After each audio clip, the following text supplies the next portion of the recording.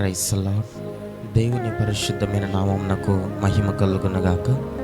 మన ప్రభువును మన రక్షకుడైన యేసుక్రీస్తు పరిశుద్ధ నామములో మీ అందరికీ కూడా నా హృదయపూర్వకమైన వందనములు తెలియజేస్తున్నాను.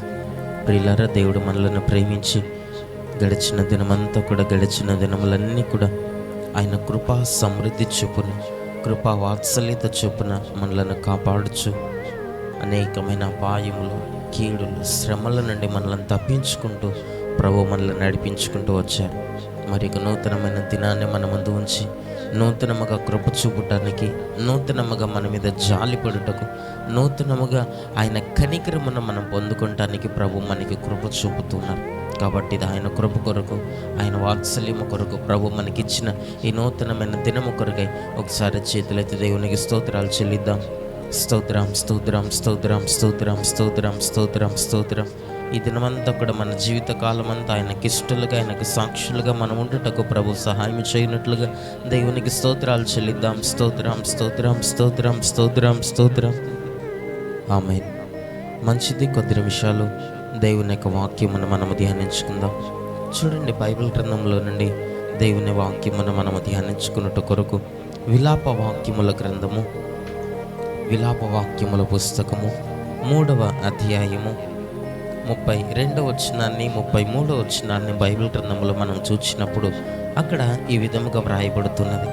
ఆయన బాధ పెట్టినను తన కృపా సమృద్ధిని బట్టి జాలిపడును, హృదయపూర్వకముగా ఆయన నరులకు విచారంనైనను బాధనైనను కలుగ చేయడు అని దేవుని ప్రేమను గురించి భక్తుడు అక్కడ సెలవిస్తున్నాడు.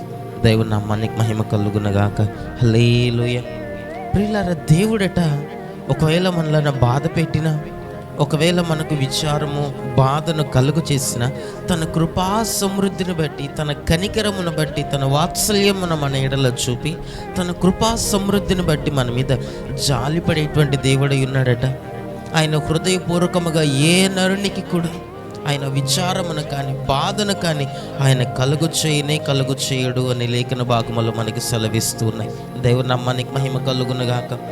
మనకు కలిగేటువంటి శ్రమల మూలముగా, మనకు కలిగేటువంటి బాధల మూలముగా మనము ఆయనకు దగ్గర అవ్వాలని ఏదన్నా శ్రమ మనకు కలగవచ్చునేమో, కానీ ఆయన హృదయపూర్వకముగా మనకి ఏ విచారంనైనను ఏ బాధనైనను ఆయన కలుగు చేయడట.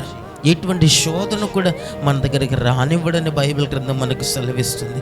అంతగా ప్రభు మనలను ప్రేమించాడట, అంతగా ప్రభు మనలను కాపాడుతాడట, అంతగా ఏ విచారమును కూడా, ఏ శోధన కూడా, ఏ బాధ కూడా మనకు కలగకుండా మనలను అనుదినము కాపాడేటువంటి వానిగా మన దేవుడు కనపడుచున్నాడు.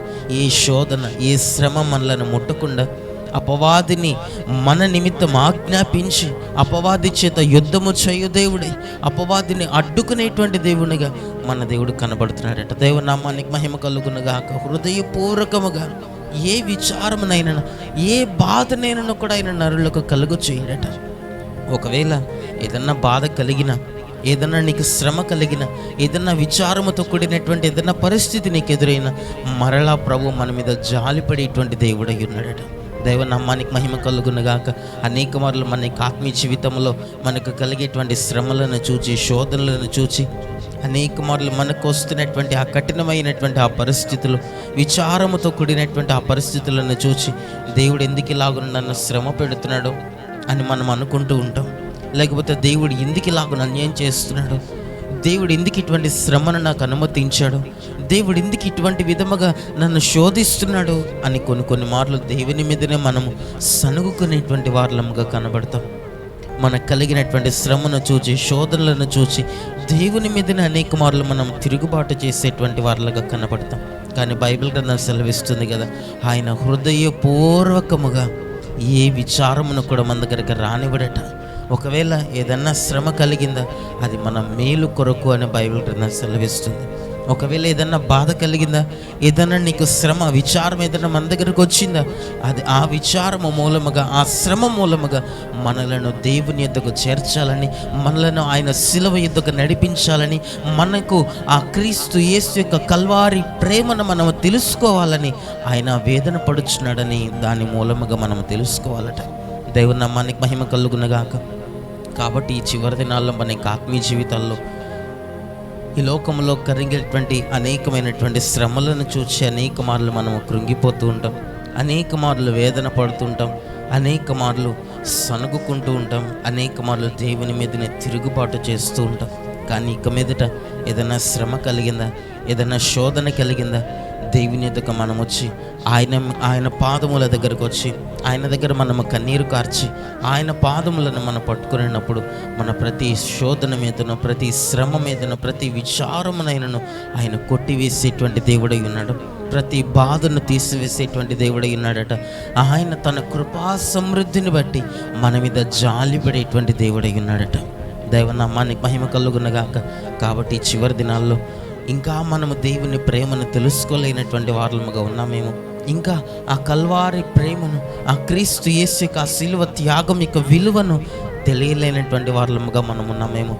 ఈ ఉదయకాలం, ఈ చివరి దినాల్లో దేవుని ప్రేమను మనం తెలుసుకొనగలిగితే, ఆయన కనికరమున దగ్గరికి మనం రాగలిగితే, ఆయన కృప యుద్ధకు మనం రాగలిగితే, ఆయన తన కృపా వాత్సల్యము చూపున మన మీద జాలిపడి తన కనికరమును మనకు చూపి, తన వాత్సల్యమును మనకు చూపి వస్తున్నటువంటి ప్రతి శ్రమలోనూ, ప్రతి శోధనలోనూ మనకు జయమునిచ్చేటువంటి దేవుడై ఉన్నాడు.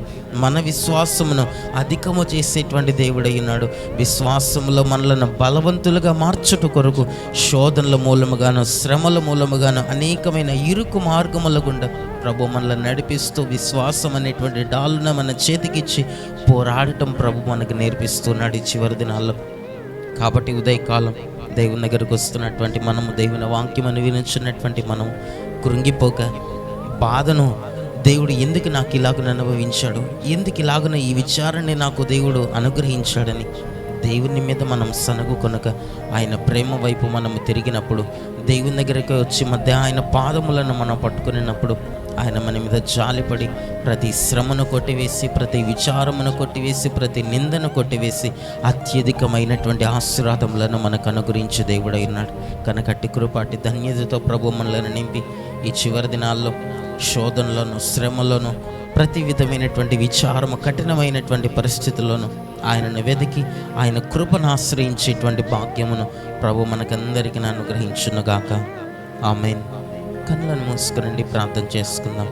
మహాపరిశుద్ధుడా, దయగలిగిన మా ప్రభు, నీకు స్తుతులు స్తోత్రములు చెల్లిస్తున్నాం. పరిశుద్ధుడా, ఈ ఉదయకాలం మీరు మమ్మల్ని ప్రేమించి మీరు మాకు అనుగ్రహించిన నీ వాక్యములను బట్టి నీకు స్తోత్రములు చెల్లిస్తున్నాం. పరిశుద్ధుడా, మీరు హృదయపూర్వకముగా మాకే విచారంనైనను, ఏ బాధనైనా మీరు కలుగు చేయరని, ఒకవేళ మీరు బాధ పెట్టినను నీ కృపా సమృద్ధిని బట్టి మా మీద జాలి పడతారని నీ లేఖన భాగంలో మేము చూస్తున్నాం. ఈ చివరి దినాల్లో మా యొక్క ఆత్మీయ జీవితాల్లో కలుగుతున్నటువంటి శ్రమల మూలముగా కానీ, శోధనల మూలముగా కానీ, విచారముల మూలముగా కానీ నీ మీద మేము సనుగు కొనక, నీ కృప యుద్ధకు మేము వచ్చినట్లుగా, నీ మీద మేము విశ్వాసం ఉంచినట్లుగా, నీవు నమ్మదగినటువంటి దేవుడవని, నీవు శక్తి కలిగినటువంటి దేవుడవని, నీ శక్తిని, నీ కృపని మేము ఆశ్రయించినట్లుగా మాకు సహాయం అనుగ్రహించండి. ఈ వాక్యం విన్నటువంటి ప్రతి ఒక్కరిని మీరు ఆశీర్వదించి దీవించి, కలుగుతున్న ప్రతి శ్రమలోనూ, వారు అనుభవిస్తున్న ప్రతి శోధనలోను, నిందలోను, అవమానంలోను, విచారంలోను, బాధలో నుండి మీరే మమ్మల్ని అందరినీ విడిపించి మీ నిత్య రాకుడు కొరకు మమ్మల్ని సిద్ధపరచి, విశ్వాసమును డాలును చేత పట్టుకొని అపవాది యొక్క అగ్ని బాణములను ఆర్పబోయేటకు బలవంతులుగా మమ్మల్ని మార్చి నీ రాకుడు కొరకు మమ్మల్ని సిద్ధపరచమని యేసయ్య నామములో ప్రార్థించి అట్టి కృపను పొందుకొని నాము తండ్రి. ఆమేన్.